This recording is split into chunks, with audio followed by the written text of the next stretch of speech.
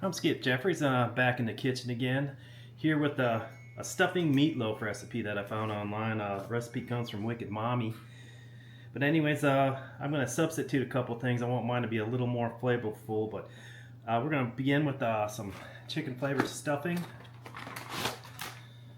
They're calling out for a whole box. Seems like a lot, but I'll go with the full on it. And then I'm going to mix in, it's about a half a cup of chicken stock, just to kind of help moisten the stuffing up a little bit.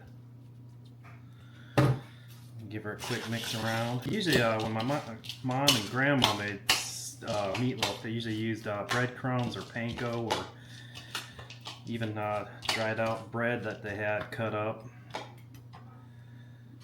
Alright, next we're going to add a pound. I'm going to substitute ground beef with ground chicken. I'm going for a chicken dinner type of theme for this meatloaf here, so hopefully that comes out and tastes pretty good. We'll know. First time I've ever done meatloaf with chicken.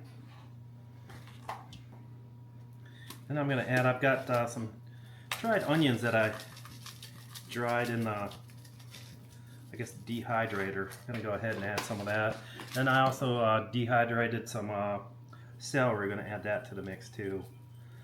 I always like a little bit of celery in any type of, especially cooked meats. Alright, we're going to start off about a half a teaspoon of kosher salt.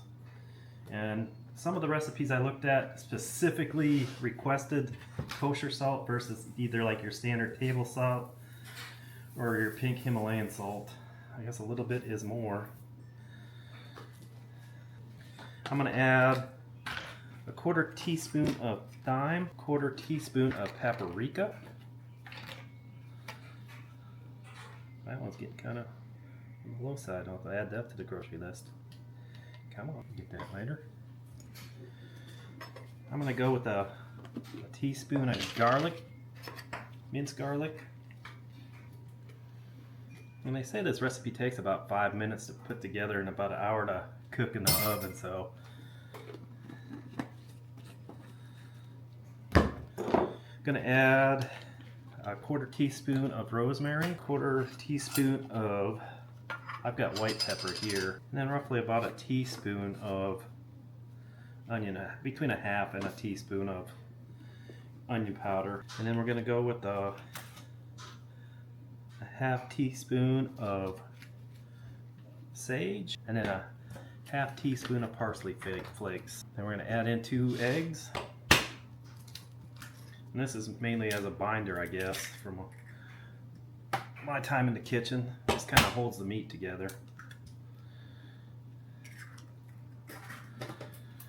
And then they also call out for a 1/3 cup of ketchup, but I'm going to substitute with gravy.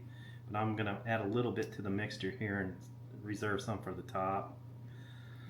So hopefully this isn't too moist. We're going to go ahead and give it a good hand mixing, hence the rubber gloves.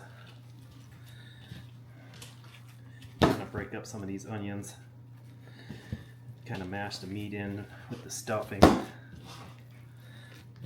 they say, I've read a couple places where you don't want to combine it too well, and it does something with the texture of your meat, so I want to make sure everything gets incorporated in a pretty good mixture. You don't want too much breadcrumbs in a certain area. It's just kind of folding it over on top of itself. And then we're empty nesters here, so my meatloaf pans are going to be pretty much our size servings for a meal. And usually this here will probably give us for at least 4 meals of meatloaf, and that's way too much. So I'm going to put them into 2 containers and freeze one right off the bat, and then preheat our oven to 350 and get that started while we're putting this meatloaf into pans here. Yeah, ours are kind of just mini pans, and hopefully this stuff will fit in there. I kind of divide it in half and put half the mixture in one and the other half in the other. Hopefully this will be tasteful. Yeah, right now it doesn't look too appetizing, but it smells delicious though. I love the smell of herbs. But yeah, pretty quick, pretty simple. I mean, like I said, we're empty nesters here, so I mean, these size of pans are perfect for us. And they also said I guess spreading a little bit of gravy over the top. Let me grab a brush here. I'm guessing that mainly keeps it from drying off on top. They weren't really specific on it, but and I think when I cook this in the oven, I'm going to put it inside another pan because it looks like it's probably going to overfill.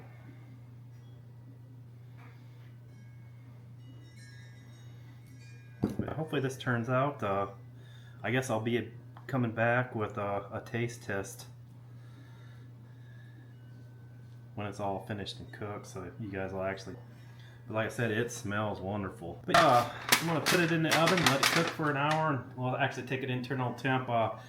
From what I've read everywhere on the sites, it says at least 160 internal temp. But I'll be back with you later. Alrighty, we're gonna go ahead and pull this thing out of the oven here. See what it looks like. It smells good. Ooh, that is nice. Go ahead and take an internal temp on it. Make sure it's at 160. Oh yeah, that's about 205. So we should be good. So I don't know if meatloaf's kind of like regular meat where you got to let it stand for 10 minutes, but I'm gonna go ahead and kind of cut into it and give her a taste test and plate it up. Well, it seems pretty solid. Let's see if we can get a piece out of here. Probably should have greased up the pans. Oh, yeah, you can see the stuffing in there. Go ahead and plate this up. Add a little bit of mashed potatoes. Some green beans. I gotta go get my gravy. Get the gravy on there and give her a quick little taste test. Put a little gravy on the mashed potatoes and meatloaf. Alrighty folks, we're gonna give her a taste test here. And this is chicken stuffing meatloaf.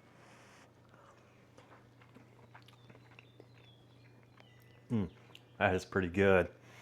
As my brother would say, winner, winner, chicken dinner. That is really good. It almost tastes like a chicken dinner. But thanks again for watching.